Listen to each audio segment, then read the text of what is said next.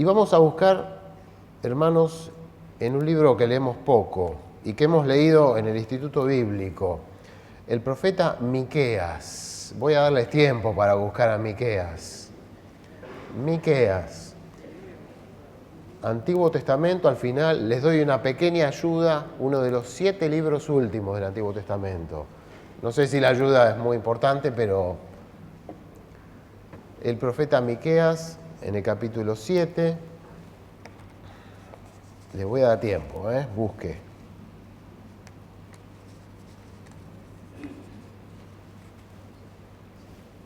Capítulo 7 de Miqueas.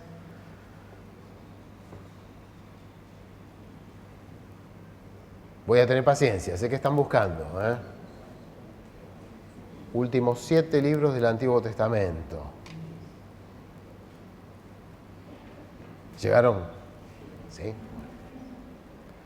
Capítulo 7, entonces, vamos a leer los últimos 3 versículos del profeta. Versículo 18 del capítulo 7 de Miqueas. ¿Qué Dios como tú que perdona la maldad y olvida el pecado del remanente de su heredad? No retuvo para siempre su enojo, porque se deleita en misericordia. Él volverá a tener misericordia de nosotros, sepultará nuestras iniquidades y echará en lo profundo del mar todos nuestros pecados. Cumplirás la verdad a Jacob y a Abraham la misericordia que juraste a nuestros padres desde tiempos antiguos. Hasta aquí, ¿no? En el final, justamente, los últimos versículos del profeta Miqueas. El pecado es un hecho de extremada gravedad a los ojos del Dios santo, perfecto, puro y limpio. Es muy grave el pecado a los ojos de Dios. Dios hablaba directamente con Adán y Eva en el huerto de Edén. ¿Se acuerdan de ello? Diariamente hablaba con ellos, sin ningún límite, Dios hablando con el ser humano. Pero cuando Adán y Eva pecaron, no respetaron lo que Dios le había dicho, desobedecieron, allí se introdujo el pecado. Y allí se interrumpió la relación entre Dios y la humanidad, y los hombres, y el ser humano. Inmediatamente fueron echados del huerto del Edén. Ya no podían tener contacto con Dios, habían pecado. Y una vez que estaba allí el pecado, Dios, que es perfecto, que es santo, no puede tomar contacto con el pecado. Fueron expulsados. Y las consecuencias fueron más drásticas aún. No podían gozar de la vida de Dios. Por tanto, entró el pecado y entró la muerte, que nos continúa hasta hoy y que sigue a la humanidad. Alejados de Dios, separados de Dios, sin comunicación con Dios, sin contacto con Dios, sin contacto con la vida de Dios. Y allí aparece la muerte. Todo eso lo produjo el pecado, la aparición del pecado. Para Dios es algo muy serio el pecado. Pero Dios, en su misericordia, proveyó de una solución para el pecado y la conocemos ampliamente, La recordamos en la Cena del Señor. La obra de Cristo que murió en nuestro lugar, que pagó el precio del pecado, Y gracias a la obra de Cristo nosotros allí encontramos perdón. Encontramos salvación si vamos a Cristo. En Cristo encontramos perdón y solución para el drama del pecado y la muerte. Sin embargo, a pesar de que sabemos perfectamente que vamos a Dios y hemos encontrado perdón a todas nuestras falencias, nuestros tropiezos, nuestros pecados en el pasado, sabemos perfectamente que en Dios hay perdón y que hallamos perdón también para lo que nos sucede a diario, para los errores y las caídas que vamos teniendo. Sabemos, y todos dirían amén, a eso, de que en Cristo tenemos perdón, de que Dios nos perdona. Sin embargo, en la experiencia cotidiana, diaria del cristiano, muchas veces el peso de los pecados cometidos en el pasado sigue gravitando en nuestros corazones, en nuestra mente, amargándonos, pesándonos. Cargamos con el peso del pecado que hemos cometido en el pasado, a veces reciente, a veces 10, 20, 30, 40 años lejano, pero cargamos con ese peso. Recordamos nuestras fallas, nuestros pecados, nuestros tropiezos, y a veces la vida se paraliza allí. Es decir, no puedo superarlo, ¿no? Es decir, nos quedamos pensando, yo hice aquello, y allí tropezamos, nos anclamos, nos frenamos. Y hay un sinfín de frases que capaz que usted ha dicho que tienen referencia con eso, o ha escuchado de otros, que significan que justamente la persona está cargando con el pecado, ¿no? Y habremos dicho nosotros alguna vez esto, no puedo superarlo. ¿Escuchó esto? No puedo superarlo. Qué pena que hice eso. Si volviera para atrás, no lo haría nuevamente. Y capaz que el atrás son 10, 20, 30, cuando éramos jóvenes, chicos. No me perdono el haber hecho eso. Son todas frases que escuchamos y que decimos, ¿no? Que están implicando justamente que más allá del perdón de Dios y que Dios nos ha salvado y que encontramos en Él restauración, es decir, seguimos cargando con el peso del pecado, es decir, lo seguimos recordando, sigue gravitando en nosotros. Y esto es lo que le sucedía a Jacob. Jacob, el patriarca, entró en Egipto. Y cuando su hijo José era el funcionario egipcio y trata de hacer una entrevista, ¿no?, entre Faraón y su padre, y Jacob. Y el Faraón, que era indudablemente más joven, Jacob era ya muy anciano, y el Faraón era un hombre joven, protocolarmente, como hacemos nosotros, iniciando una entrevista con alguien, le preguntó, ¿cuántos años tiene usted? Eso fue lo que quiso hacer. Buscamos una pregunta como para establecer allí un contacto con la persona y arrancar, ¿no? Y de pronto Jacob tira allí, dice una respuesta muy negativa. Los días de los años de mi peregrinación son 130 años. Pocos y malos han sido los días de los años de mi vida. Le dice a Faraón, ¿no? Pocos y malos han sido los días de mi vida, ¿no? La verdad, muy poco diplomático Jacob. No sé cómo habrá hecho el Faraón para remontar esto, ¿no? Porque uno trata de entablar una buena relación, hablar con alguien y él dice, mis días han sido malos. ¿Y qué es lo que quiere decir Jacob? Y Jacob está con el peso del pecado. Era ya un hombre anciano, pero él recordaba seguramente los pecados de la juventud, el engaño a su hermano, a su padre, las trampas con Labán y todas las consecuencias que había sufrido de eso. A eso se está refiriendo. Pero ya tenía 130 años, habían pasado 100 casi. Y él todavía cargaba con el peso de todo lo que había hecho mal en su vida. Y era una respuesta desubicada la que le dio a Faraón, porque en ese momento tenía motivos para estar alegre Jacob. Jacob pensaba que José, su hijo, estaba muerto y lo había recuperado. Por largos años pensó que había muerto. Era un hijo predilecto de él y supo que estaba vivo y en una buena posición. Y conoció a sus nietos, a los hijos de José. Y estaban en medio de una hambruna en la tierra. Y fueron a Egipto, donde iban a tener la provisión como para él y toda su familia. Y lo llevaron a una tierra en donde justamente era rica. Él tenía motivo para estar alegre en ese momento. Se había reencontrado con José, con sus nietos. Pensaba que estaban muertos. En medio de una hambruna tenía el alimento necesario para él y toda su familia, en toda su extensión. Sin embargo, él estaba recordando que hace 100 años atrás había pecado y cargaba con ese peso del pecado, ¿no? No había encontrado el perdón todavía, ¿no? Seguía cargando con esto. Cuando entró en la tierra prometida Israel, guiados por Josué, cruzaron allí el río Jordán, conquistaron la ciudad de Jericó, pero de pronto tuvieron una derrota. Hubo alguien allí, ¿no? Una familia, una persona que se quedó con lo que no correspondía. El pecado llegó a la nación y la nación tuvo una derrota. Josué toma ese pecado como algo propio, como algo prácticamente que él ha cometido, ¿no? Como un verdadero drama. Josué rompió sus vestidos y se postró en tierra sobre su rostro delante del arca de Jehová hasta caer la tarde, él y los ancianos de Israel, y echaron polvo sobre sus cabezas. Es decir, el hombre se amargó terriblemente, se postró ahí en el piso con polvo, se arrancó el pelo, la ropa, todo, y se quedaron hasta la tarde allí, frenados, estancados en el pecado, paralizados, cristalizados. Y es curioso lo que Dios le dice. Las primeras palabras que le dice Dios a Josué: levántate, ¿por qué te postras así? Levántate, santifica al pueblo, anda y habla con ellos. Es decir, Te estás cristalizando, paralizando frente al pecado. Estás cargando con el pecado, te dejaste estar abandonado, como que todo terminó. Levántate, hay que resolver esto, hay que accionar, hay que seguir adelante. Tenés que hablar con el pueblo, resolver este pecado y seguir adelante. No tenés que dejar que el pecado te paralice, te paralice. Él estaba cargando con el pecado y se había paralizado, estancado allí Josué. Y tenía que seguir adelante, tenía que resolver esto.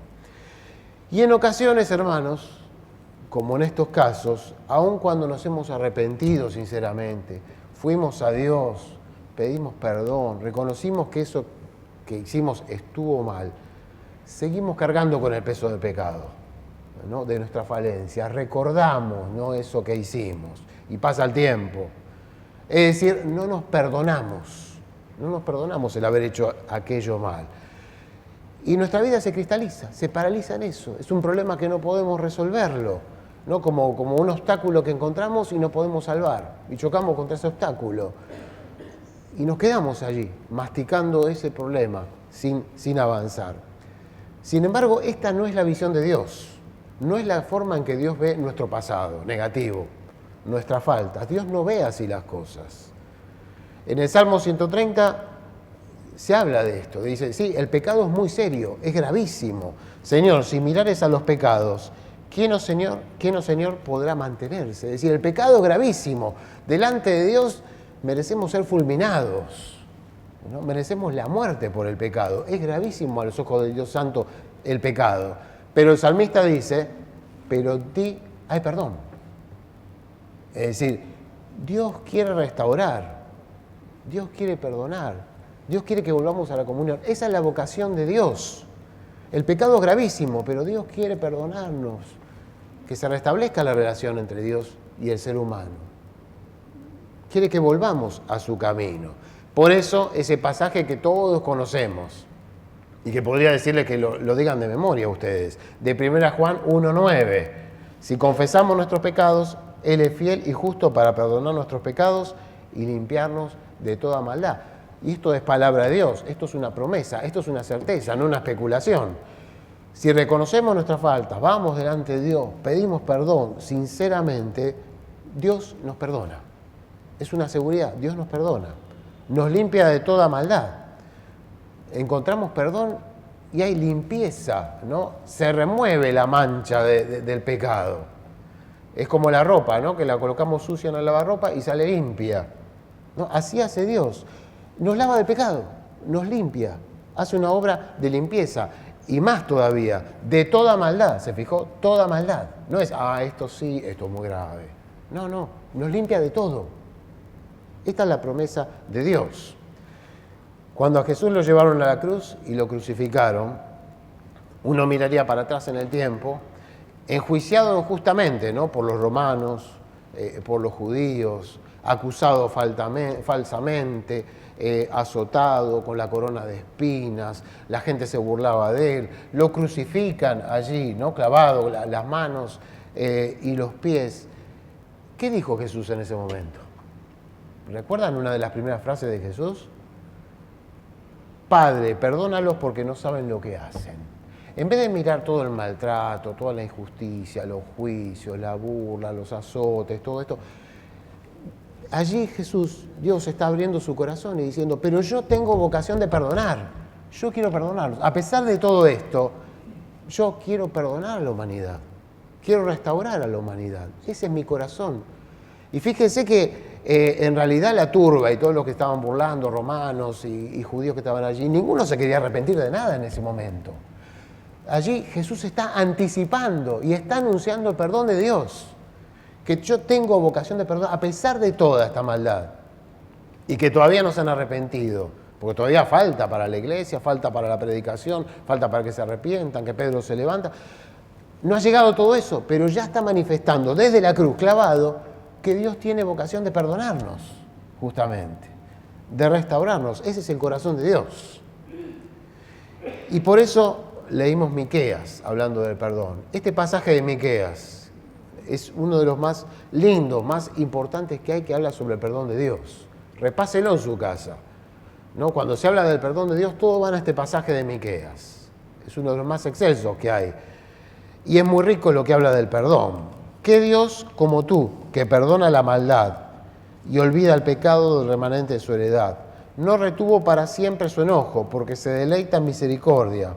Sepultará nuestras iniquidades y echará en lo profundo del mar todos nuestros pecados. Es el gran pasaje del perdón de Dios en su profundidad, de la misericordia de Dios. Pero igual, esto no significa que debamos rebajarle el precio al pecado. No es que, bueno, entonces pequemos, total, tenemos perdón en Dios, fácil restauración. No. El pecado es serio y tenemos que cuidarnos. Y tenemos que tratar de no caer en el pecado. De obedecer a Dios y vivir una vida de fidelidad a Dios. Pero si tropezamos, el profeta Miqueas nos dice, Dios perdona y olvida. Obviamente que Dios conoce todas las cosas, ¿no? Literalmente no olvida, Él sabe todo. Pero aquí lo que está diciendo es, el pecado que pasó, que se confesó, queda allí. Dios no lo tiene más en cuenta, no lo revisa más, no va a volver a exhibirlo más, no lo va a tener presente más. No es que avanzada la vida, Dios no va a... ¿Te acordás lo que hiciste allá? Volviste... No. Dios lo olvida, voluntariamente lo olvida. Lo deja atrás, no lo va a recordar, no lo va a volver a exhibir, no nos va a molestar por eso que cometimos en el pasado. Lo perdona y lo olvida. Ya está, pasó, definitivamente pasó. Dice también el profeta, no retiene para siempre su enojo. Es decir, la ira justa de Dios contra el pecado tiene un límite. Dios se enoja, se aira, porque eso está mal. Pero no va a estar constantemente, eternamente enojado, señalando con el dedo, hiciste mal aquello, hiciste mal. ¿Y te acordás ya que hiciste mal? No, hay un límite. Dios dice, basta, ya está. Esta persona pidió perdón, se restauró, está en comunión, ya está, punto. La ira de Dios terminó. No está permanentemente enojado, como a veces estamos nosotros. No, hay un límite, ya está, se solucionó esta cuestión. Se deleita en la misericordia, dice también Miqueas. Dios ama el ser misericordioso, le complace el ser misericordioso, diciéndolo en términos más infantiles, más de chicos. A Dios le gusta ser misericordioso. Dios quiere ser misericordioso con nosotros. Tiene voluntad justamente de ejercer su misericordia. ¿Vieron cuando a ustedes y a mí hay una actividad que les gusta hacer? Hay actividades que no nos gusta hacer y hay otras que sí nos gusta. Eso sí lo hago porque me gusta. Bueno, a Dios le complace, ama y quiere practicar la misericordia con nosotros. Le gusta ser misericordioso. Tiene una inclinación natural a ser misericordioso para con nosotros. Por eso el Salmo 103, que habla del perdón de Dios, dice, porque como la altura de los cielos sobre la tierra, engrandeció su misericordia sobre los que le temen. Bueno, hoy está nublado, pero un día que haya sol, que haya nubes y se pueda ver más allá, usted calcule hasta dónde puede ver. Calcule hasta dónde puede ver. Es decir, ¿hasta dónde llegan los cielos? Bueno, así de alto y de amplio es la misericordia de Dios, dice el salmista. O sea, está queriendo decir, es inconmensurable, no hay medida, no tenemos ni dimensión, ni podemos calcular el tamaño de la misericordia de Dios. Es enormísima la misericordia de Dios, mucho más de lo que podemos imaginar. Y también dice el profeta, sepulta y echa en lo profundo del mar nuestros pecados. Es decir, los coloca en un lugar en donde no podemos verlos. Donde no podemos ya encontrarlos, donde no podemos recuperarlos, en un lugar que no lo vamos a poder ver más ni recuperar más. Allí coloca el pecado. Lamentablemente nosotros tenemos experiencia en estos tiempos, ¿no? Con este tema del sumergible que estaba buscando allí el Titanic y quería explorarlo y se sumergió y pasó lo que ustedes conocen, que pasó con este sumergible, ¿no? Y la dificultad para encontrarlo y recuperarlo. Y tenemos una historia aún más trágica, ¿no? Con un submarino de la Armada, ¿no? Que se hundió. Y lo que costó encontrar este submarino. Y una vez que se encontró este submarino, rescatarlo es imposible. Recuperarlo es imposible. Y eso que no están ni este sumergible ni este submarino en las aguas realmente profundas de los océanos. Hay fosas aún mucho más profundas en el océano. Si hay algo difícil para el ser humano, aún con toda la tecnología que existe hoy y que podemos ver, ¿no? Aún con toda la tecnología que tenemos, si hay algo difícil justamente de ver, de encontrar y de recuperar, es lo que está en el fondo del mar, del océano. Es lo más difícil que hay, dentro de la superficie terrestre. Lo más complicado para el ser humano, aún con la tecnología que tenemos, es llegar a lo profundo, identificar, ver y recuperar eso. Aún así no lo hemos logrado, ¿no? Es mucho más fácil lo que está en las montañas, pero en lo profundo del mar es irrecuperable. Y eso es lo que está diciendo Dios. Él coloca el pecado nuestro en un lugar que es irrecuperable, que no se puede ver, no se puede encontrar, no se puede recuperar. Esa es la visión de Dios para con nuestro pecado.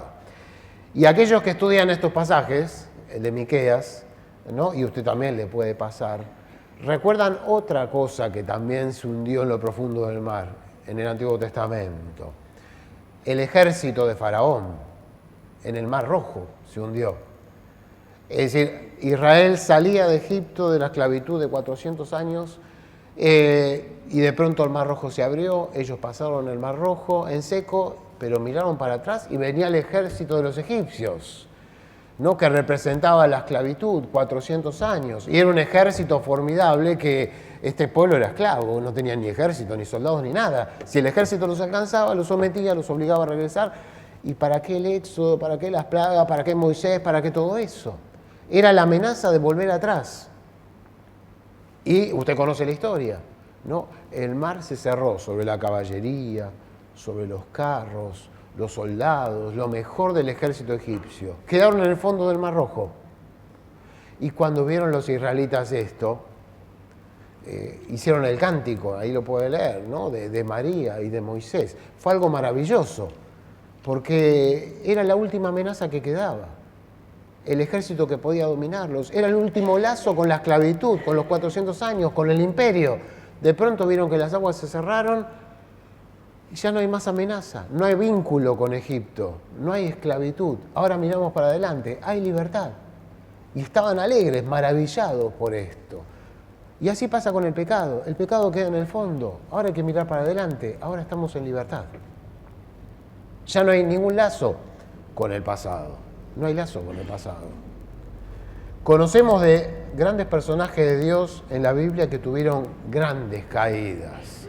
Frecuentemente hablamos de ellos, ¿no? El caso de David, una caída estrepitosa, espantosa, una caída grave. Era un hombre de Dios, desde jovencito, adolescente, llegó a ser rey, un rey fiel a Dios, pero cayó mal. Cayó en el adulterio, después en el engaño, la mentira, cuando no resultó, pasó al asesinato, al homicidio, y después trató de ocultar el pecado hasta que nació el bebé, muchos meses. Es una caída esta. Nosotros la conocemos, la hemos leído muchas veces, pero adulterio y homicidio. Estaría preso David. Y un homicidio premeditado. Y reclusión perpetua, prisión perpetua. Es una caída violenta, terrible la de David, la del hombre de Dios. Sin embargo, él encontró perdón en Dios. Él encontró perdón en Dios en medio de este drama de su vida, de esta caída tan estrepitosa. El Salmo 32, mi pecado te declaré, no encubrí mi iniquidad, dije, confesaré mis transgresiones a Jehová, y tú perdonaste la maldad de mi pecado. Dios lo perdonó. Y sí, tenía un homicidio, un adulterio, engaño, mentira, ocultamiento, y Dios lo perdonó. Y no podemos contrastar ni condenar esto. Esto es la palabra de Dios, es la experiencia de David. Dios lo perdonó. Y avanzando en su experiencia, David, en el Salmo 86, recapitulando su vida y evaluando a Dios y diciendo cómo era Dios, tú, Señor, eres bondadoso y sabes perdonar, grande en tu misericordia. Hemos cantado esto de grande misericordia hoy, para los que te invocan. Es decir, recapitulando y viendo a Dios, Dios es un Dios que sabe perdonar. Es un Dios grande en misericordia, es bondadoso y yo lo he experimentado. Caí profundo y Dios me perdonó. Y en el Nuevo Testamento tenemos otra caída estrepitosa, la de Pedro, también conocida, que no hace falta que yo le explique, pero recapitulemos un poco la vida de Pedro. Pedro estaba siguiendo a Jesús voluntariamente, lo quería seguir, ¿no? Y dejó todo por seguirlo. Y Jesús lo había convocado y estuvo 3 años pegado con Jesús. Y Pedro, en esos 3 años, vio los milagros de Jesús, cómo resucitó a Lázaro, cómo sanó al ciego de nacimiento, y cómo la multiplicación de los panes y los peces, y la alimentación, y cómo calmó la tempestad en el mar, y subió al monte y vio la transfiguración, y vio a Moisés, Elías, y además tuvo su propia experiencia personal con Jesús, ¿no? Muy singular, ¿no? De las más profundas que tuvieron los discípulos, porque ¿y quién dicen ustedes que yo soy? Y le dijo, tú eres el Cristo, tú eres el Cristo. Y cuando Jesús les dijo, ¿me quieren abandonar ustedes? ¿Ustedes también me quieren abandonar? No, ¿a dónde vamos a ir? Tú tienes palabra de vida, tú tienes palabra de vida. Es decir, 3 años pegado a Jesús, viendo las maravillas de Jesús, escuchando las enseñanzas de Jesús, una experiencia de vida con Jesús, reconociendo lo que era el Cristo, que había algo especial en él. Y de golpe, cuando a Jesús lo apresan, yo no tengo nada que ver con Jesús. Una traición espantosa, ¿no? En el momento de más dificultad para Jesús, este hombre dice, no, yo no tengo nada que ver, ni lo conozco, ni lo conozco. No, si a nosotros nos hacen esto, piense usted, si algún supuesto amigo nos hace esto, ¿cómo nos sentiríamos? Una traición espantosa después de esos 3 años, todo lo que había aprendido, toda su experiencia. Sin embargo, pasó el tiempo, se encontraron cara a cara y Jesús le dice, Simón, ¿me amas? 3 veces, sabemos esto, 3 veces, Simón, ¿me amas? Simón, ¿me amas? ¿No? Y Pedro le contesta que sí. ¿Qué está haciendo Jesús? Está diciendo, es decir, ¿seguís queriendo ser mi discípulo? ¿Me amás? ¿Querés seguir sirviéndome, teniendo una relación espiritual conmigo? Y Pedro le dice, sí, quiero volver, quiero estar, quiero seguirte. Bueno, punto entonces, el pecado quedó en el pasado, ya hay arrepentimiento, apacienta mis ovejas, mira para adelante, ya está, volviste, ya hay perdón, restablecimos la relación, punto final para este pecado, a lo profundo del mar, allí queda. Ahora apacienta mis ovejas, mira para adelante. Ahora hay una tarea que hacer. Ya el pecado ha sido perdonado. Si repasáramos en este momento nuestras vidas, ¿no? Y yo les repartiera una hojita y les diera 4 o 5 minutos para que empecemos a registrar nuestras fallas, nuestros pecados, nuestros tropiezos, muchos por cierto, seguramente en los primeros instantes me mirarían. Después empezaríamos a escribir. Y después cuando llegan los 5 minutos me dijeron, no, pará, Claudio, falta, y seguiríamos un largo trecho, ¿no? Son muchas nuestras faltas. Y seguro que muchas de esas faltas generaron consecuencias importantes. El pecado genera consecuencias. Y quisiéramos volver atrás, diríamos, si yo pudiera volver atrás y enmendar esto y corregirlo. Pero este ejercicio de memoria que yo les propondría y que hacemos nosotros a menudo, no es el que hace Dios. Este ejercicio de memoria es un ejercicio de memoria equivocado. Dios no lo hace. Cuando confesamos nuestros pecados, Dios los perdona, los olvida, los sepulta y mira para adelante. Eso es lo que hace Dios. Y hacemos mal cuando estamos allí rememorando nuestras faltas y lo que hicimos mal, ¿no? Recordándolo. Hacemos mal, vamos en contra de la voluntad de Dios, deliberadamente, ¿no? Cuando nos resistimos a dejar aquellas faltas, ¿no? Nuestro pasado negativo, estamos yendo en contra de Dios, que lo sepultó en el mar, en lo profundo del mar, ¿no? Cuando insistimos en masticar, no en masticar aquello que hicimos mal y lo recordamos, lo tenemos presente, estamos yendo en contra de lo que Dios quiere hacer, que quiere restaurarnos, perdonarnos. Algunos recordarán una película ya vieja, pero una película importante, una película buena, ¿no? Que veían esta semana una parte. La película se llama La Misión, es lejana ya, trabajan actores importantes. Y La Misión tiene que ver con las misiones jesuíticas que existen todavía, que quedan las ruinas en Misiones y en otras partes. Los jesuitas allá por el 1700 trataban de llegar a los indios, y protegerlos, enseñarlos en cuanto a la fe, la música, la agricultura, protegerlos de lo que los explotaban. Y algunos habrán visitado las ruinas que quedan en Misiones. Y la película trata sobre eso, sobre los misioneros jesuitas, ¿no? Que trataban de llegar a los indios. Y en esta película La Misión hay un personaje que justamente ha cometido un asesinato, aunque es legal porque ha sido un duelo, ha matado al hermano. Y el hombre siente el peso del pecado, de la culpa. La ley no puede inculparlo porque ha sido un duelo, se han batido a duelo, pero un arrebato por una cuestión de una mujer mata al hermano.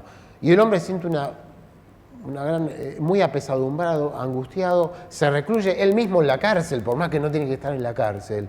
Y allí va un jesuita y lo saca para que pueda encontrar el perdón, ser restaurado. Pero este hombre tiene la carga del pecado. Algunos recordará la película que la haya visto. Este hombre lleva la carga del pecado, ¿no? Sobre su corazón, sobre su mente. Entonces va a seguir a los jesuitas que van a internarse en la selva para encontrar a los indios. Y entonces este hombre voluntariamente se ata una bolsa gigante, ¿no? Con espadas, armaduras, cascos, que va a llevar como representación de esa carga del pecado, ¿no? De ese mal que ha hecho. Y en ese tiempo, en el 1700, tienen que cruzar ríos, las cataratas del Iguazú, subir barrancas, bajar barrancas, atravesar la selva para llegar a los indios. Y el hombre, pasan minutos de película donde justamente va mostrando las caídas del hombre, las complicaciones, que llega y se cae, y el agua y todo. Y así pasan los días. Y el hombre es un estorbo para él mismo, porque el hombre no puede avanzar, está estancado en esa carga que lleva. Y al mismo tiempo es un estorbo para los jesuitas que van con él, que le tienen paciencia pero tienen que esperarlo, porque el hombre va con esa carga y tiene que subir, tiene que cruzar el río, tiene que subir la barranca. Finalmente llegan hasta donde están los indios. Y los indios, cuando ven llegar a este hombre con la carga, le cortan la carga, y la carga cae justamente ahí en lo profundo del río, ¿no? Y a partir de ese momento que este hombre dejó la carga, el hombre empieza a ser útil, empieza a mirar para adelante, empieza a ser de bien para esa comunidad indígena y para ser un buen compañero con los demás jesuitas. Dejó la carga del pasado, del pecado, de la amargura, y pudo comenzar a vivir, a mirar hacia adelante. Termino con una historia del Antiguo Testamento, porque el tiempo ya está pasando, aunque tenemos tiempo por lo de hoy, pero bueno, vamos a terminar igual. El momento más culminante, donde Dios mostró la santidad y la perfección, la pureza y sus demandas de justicia a Dios en la humanidad, es en el monte Sinaí, cuando dio los 10 mandamientos. Esa es la cúspide en el Antiguo Testamento, junto con la cruz de Cristo, ¿no? Pero la cúspide donde Dios se acercó a la tierra y mostró a la humanidad cómo es de perfecto, de santo Él, y las demandas de santidad y de justicia que tiene para con la humanidad, es allí en el monte Sinaí, los 10 mandamientos que están vigentes hasta el día de hoy. Ese es el momento cúspide, donde Dios se mostró perfecto, santo, justo, y dijo, estas son mis demandas y ustedes no las van a poder cumplir. Y a partir de esos 10 mandamientos sabemos que nosotros somos pecadores. Allí en el monte Sinaí quedó bien plasmado la perfección de Dios y santidad de Dios y la pecaminosidad nuestra. Y sabemos perfectamente, ¿no?, que cuando Moisés bajó de allí, rompió las tablas de la ley porque habían construido un becerro, lo estaban adorando, rompió las tablas de la ley y Dios le dice, bueno, vas a tener que volver a subir al monte. Prepárate otra vez las tablas porque hay que reescribir, ¿no?, las leyes, los mandamientos. Pero que no suba nadie más. Si alguien está en el monte, animales o seres humanos van a morir. Tenés que subir. Y allí en ese monte de la santidad, de la perfección, de las demandas de Dios, donde Dios mostró qué pide de nosotros y que nosotros somos pecadores, allí apareció la nube de la santidad de Dios, ¿no?, de la gloria, la perfección de Dios, la nube, y Dios en medio de esa nube, ¿no? Y en medio de ese monte donde Dios justamente estableció sus normas y nos mostró que éramos pecadores y que Él era santo, dice, de ningún modo tendré por inocente al malvado, dice Dios. Estas son mis demandas. Y los malvados somos nosotros, que no podemos cumplir sus demandas, ¿no? Pero de pronto aparece un cántico de la presencia de Dios. Y allí en ese monte, ¿no?, de la nube, la santidad, que solo en la misericordia de Dios Moisés podía estar, donde se mostró que éramos pecadores, ¿qué dice ese cántico de alabanza y de adoración a Dios? Jehová, Jehová, fuerte, misericordioso y piadoso, tardo para la ira y grande en misericordia y verdad, que guarda misericordia a millares, que perdona la iniquidad, la rebelión y el pecado. En el momento cúspide donde Dios se muestra en su santidad, su perfección, y donde dice, estas son mis demandas, si ustedes son pecadores, Dios dice, pero recuerden, ya está anunciando, yo soy misericordioso, grande en misericordia, ¿no? Misericordia a millares. Yo perdono la iniquidad, la rebelión y el pecado. Dios es santo, perfecto, justo y nosotros pecadores, pero Dios es misericordioso, nos perdona en Cristo, nos restaura y deja atrás nuestro pecado. Cuando confesamos nuestro pecado, Dios lo perdona, lo olvida, lo echa a lo profundo del mar y da vuelta a la página de la vida, ¿no? Y coloca delante nuestro otra página, nueva, para que la completemos. Esa nueva página es de aquí en adelante el futuro, lo que viene de aquí en adelante el futuro. Y esa es la página que Dios quiere que miremos, no la del pasado. Dios quiere que miremos la página del futuro, que trabajemos en esa página, que hagamos lo mejor posible allí, que tratemos de servirlo, de ser fieles y de no volver a tropezar en esa página del futuro. En esa es que tenemos que aplicarnos, no en rememorar y masticar lo que fallamos en el pasado. Dios quiere que miremos al futuro, restablecernos, restaurarnos, perdonarnos y que miremos al futuro, que allí sí podemos obrar, servirlo, ser fieles, ser de bendición.